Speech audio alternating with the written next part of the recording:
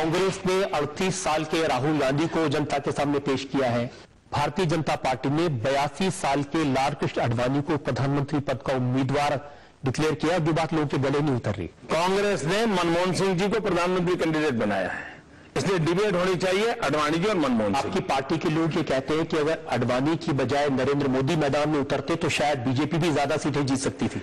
मैं जनता जनार्दन को बताना चाहता हूं, गुरु बड़ा कि चेला बड़ा।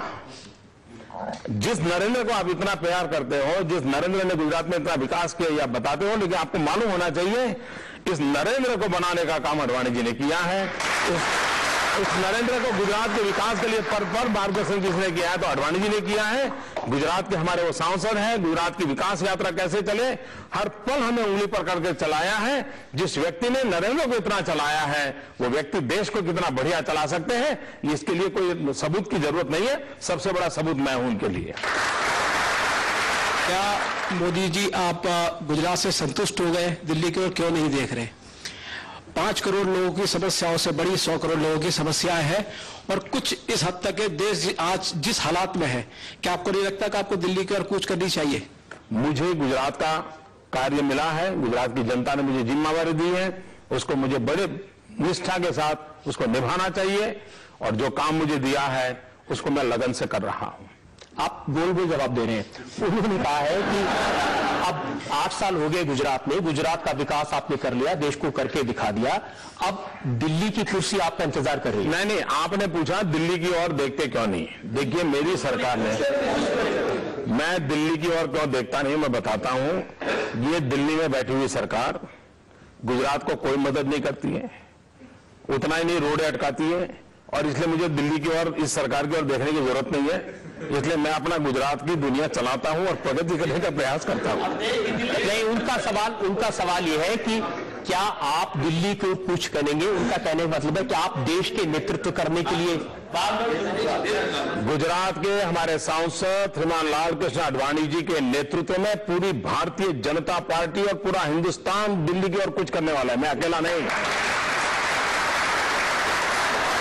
अब मैं आपसे साफ साफ पूछ लेता हूं, लोग ये जानना चाहते हैं कि क्या नरेंद्र मोदी भारतीय जनता पार्टी की तरफ से प्रधानमंत्री पद के उम्मीदवार बनेंगे?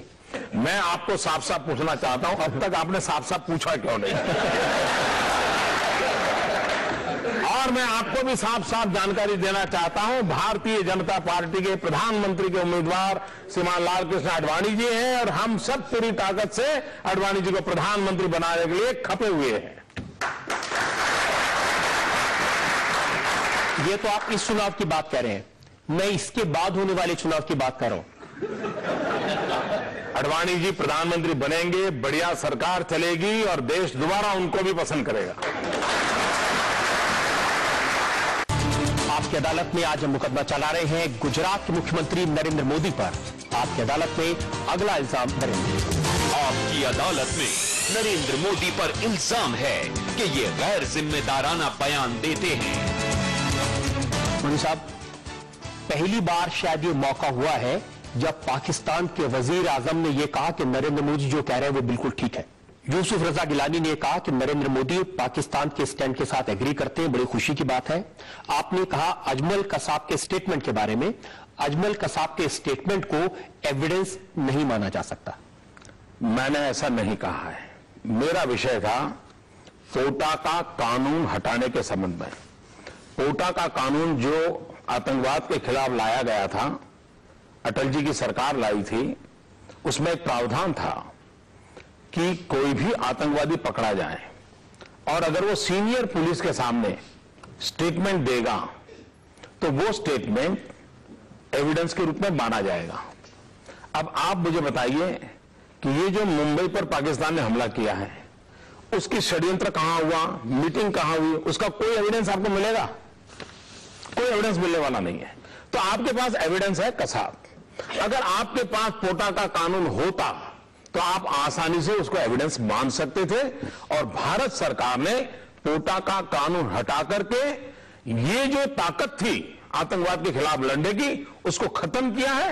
ये मेरी चर्चा का विषय। मोदी साहब, मेरे पास पाकिस्तान के कुछ अखबार है, the Nation, Dawn, Geo TV की रिपोर्ट्स हैं और इन सबका यह कहना है कि नरेंद्र मोदी और पाकिस्तान के वजीर आजम यूसुफ रजा गिलानी एक ही तरह की बात कह रहे हैं। पाकिस्तान अपने लिए क्या करता है वो मेरा एजेंडा नहीं है। पाकिस्तान कुछ भी बोल सकता है, पाकिस्तान झूठ बोलने में माहिर है। अभी भी देखिए ने 30 सवाल भेज दिए और हिंदुस्तान की सरकार उनको जवाब लिखने में पड़ी रही है। पाकिस्तान को उसकी भाषा में जवाब देना पड़ेगा। सीधी बात है, हिंदुस्तान में आतंकवाद के खिलाफ कठोर से कठोर कानून होना चाहिए। दुनिया के सभी डेमोक्रेटिक कंट्री ने कानून बनाए हैं। ह्यूमन राइट की वकालत करने वाले दुनिया के सब देशों ने कानून बनाए हैं।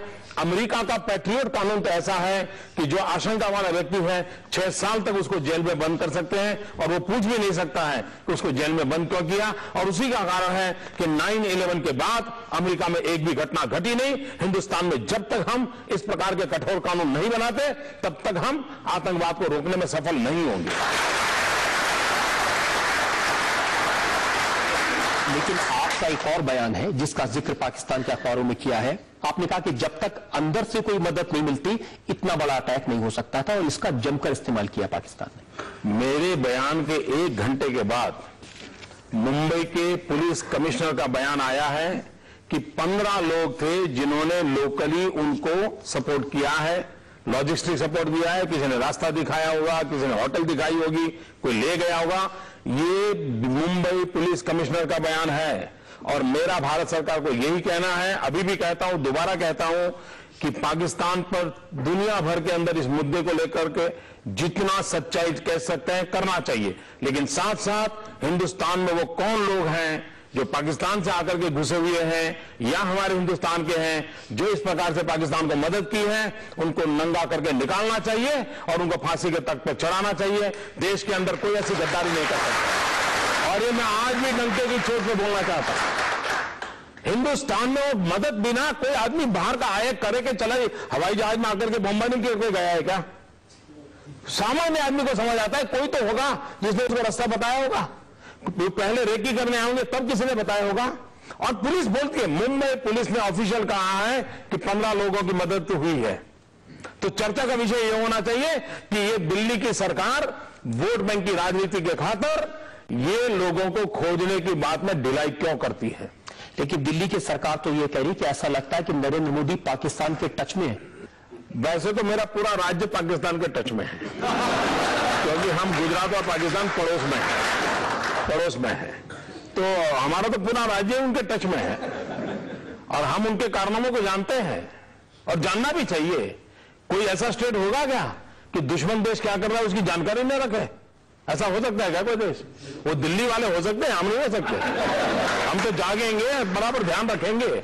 और मैं चाहता हूं कि इन दिनों आतंकवाद के खिलाफ एक मन बनाकर लड़ा जाए, इसलिए मैं राजनीतिक बयानबाजी करना नहीं चाहता हूं, लेकिन आतंकवाद के खिलाफ एक माहौल बनाना बहुत आवश्यक है, मैं साफ मानता हूं। लेकिन राजनीतिक बयानबाजी तो आप करते हैं जब आप इलेक्शन के लिए स्पीचेस देते हैं, जब आप पब्लिक मीटिंग्स करते हैं, आप कहते हैं कि उग्रवादियों पर अगर नकेल कसनी है तो भारतीय जनता पार्टी को वोट दो। और तो आतंकवाद को खत्म करने के लिए नहीं, राजनीति थोड़ी है।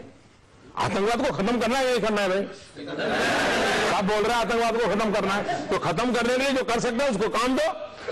पूरा देश को कहना चाहिए, नहीं कहा राजनीति थोड़ी है। लेकिन आतंकवाद को तो आपने ये राष्ट्र नीति है, ये राजनीति नहीं है भैया। राष्ट्र के हर व्यक्ति को सुरक्षा चाहिए और ये करना चाहिए। जो नहीं करते उनको पूछो कि भाई आप वोट बैंक की राजनीति के खातिर आतंकवाद को ये पनपा की क्यों देते हो?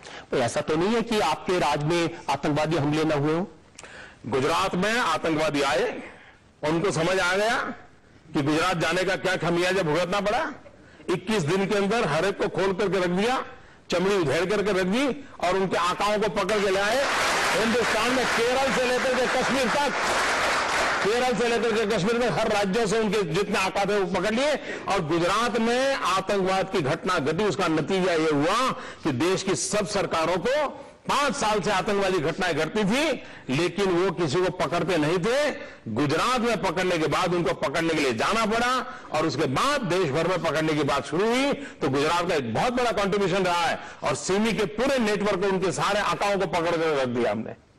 तो देश की बहुत बड़ी भलाई का काम किया गुजरात ने।